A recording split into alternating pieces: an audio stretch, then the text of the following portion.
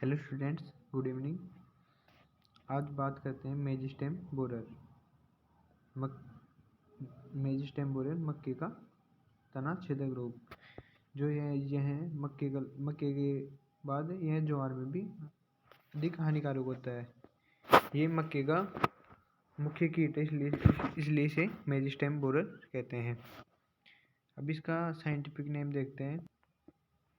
इसका जो scientific name है वह है काइलोपर्टिलस एंड इसकी जो फैमिली है वह है पायरिलिडी एंड ऑर्डर है लेपिडोप्टेरा। अब इसके होस्ट प्लांट देखते हैं। होस्ट प्लांट कौन कौन से होते हैं। ये मुख्यतः मक्का का हानिकारक कीट है। उसके बाद ज्वार, बाजरा, नेपियर घास एंड ग्रेमनिकुल की जो जितनी फसलें होती हैं उनका मुख्य कीट है। अब इसका नेचर ऑफ डैमेज देखते हैं। नेचर ऑफ डैमेज क्या है। इस कीट की जो सुंडी होती है वह सबसे अधिक वो हानिकारक होती है तथा इसके जो मुखांग होते हैं वो काटने व चबाने वाले होते हैं। सुंडी मक्का की छोटी अवस्था में लेकिन ज्वार की सभी छोटी बड़ी तथा पुरानी पौधों को क्षति पहुंचाती है। अंडे से निकलने के बाद छोटी छोटी सुंडियां कोमल पत्तियों को खाती है तथा मध्य कलिका की पत्तियों के बीच घुसकर तने में पहुंच जाती है। जो मिडवेन होती है उसके द्वारा ये तने में पहुंचती है। फलस्वरूप मध्य कलिका होती है वह मुरझा जाती है जो कि बाद में सूख जाती है। यदि इसे पकड़ कर खींचा जाता है तो आसानी से टूटकर निकल जाती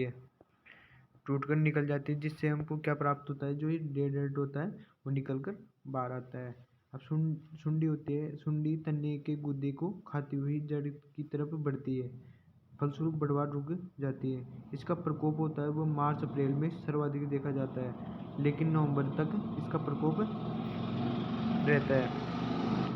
इस कीट का प्रकोप होता है वो होता है बुआई के 1 मंथ बाद होता है। और अथा सोरगम फ्रूट फ्लाई का प्रकोप होता है वो 1 सप्ताह से 1 महीने तक होता है। और इसका मेजिस्टेम बोरर का जो डैमेज होता है वो 1 महीने बाद से स्टार्ट होता है। सब्सक्राइब करें agree power Basti and bell icon पर क्लिक करें जिससे आपको वीडियो की नोटिफिकेशन मिलती रहेगी। अब हम बात करते हैं इसकी लाइफ हिस्ट्री, इसकी जो जीवन इतिहास है उसके बारे में बात करते हैं। जो इसका कंप्लीट मेटामॉर्फोसिस पाया जाता है। कुल जीवन चक्र होता है 29 से 41 दिन का और 4 से 5 जनरेशन पाई जाती है इन ए ईयर। अब जो इसकी एग से लार्वा बनने में 2 से 5 दिन लगते हैं तथा लार्वा से प्यूपा बनने में 21 से 28 दिन लगते हैं या 193 दिन इन विंटर। जो यह अगर इसका कुल अनुकूल तापमान में इसका वो की जाए जीवन चक्र तो 21 दिन में पूरा हो जाता है तथा ये विंटर सीजन में 21 से 28 दिन के लिए डोरमेंसी में चली जाती है। इसलिए 193 दिन का इसका जो लार्वा सुंडी का जीवन काल होता है। फिर बात आती है प्यूपा की। 4 से 6 दिन में एडल्ट बन जाता है तथा एडल्ट से संघनन होने के बाद 2 दिन में अंडे देना शुरू कर देती है।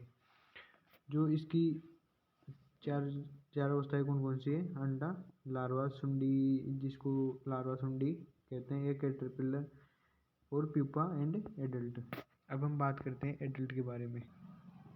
अब आता है एग, जिसमें से एग है पत्ती के ऊपर और निचली सतह के मध्य कलिका के दोनों तरफ समूह में ग्रुप में अंडे दिए जाते हैं तथा जो धब्बा सा दिखाई देता है। जो अंडे होते हैं वो धब्बा सा दिखाई देता है।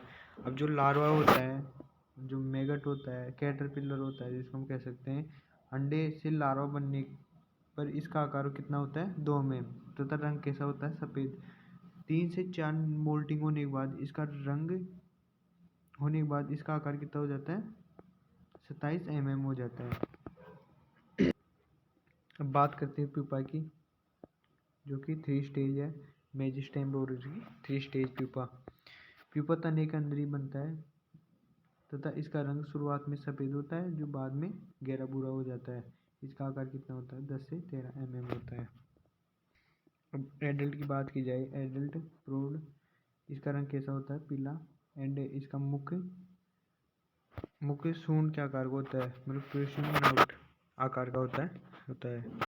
अब इसका मैनेजमेंट देखा जाए, मेज स्टेम बोरर का मैनेजमेंट कैसे किया जा सकता है।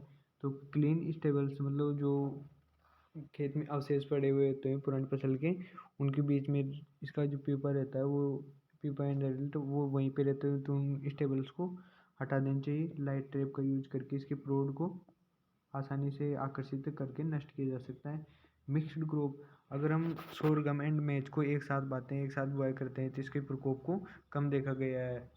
अगर इनको अलग अलग बुआई करते हैं तो इनका प्रकोप ज़्यादा होता है, अर्थात मेज और मक्का, सोरगम एंड मेज को एक साथ बोनी चाहिए। और प्रतिरोधी किस्म की variety E302, 303 and IS 2205 and ICSB 700 का उपयोग की बुआई करनी चाहिए।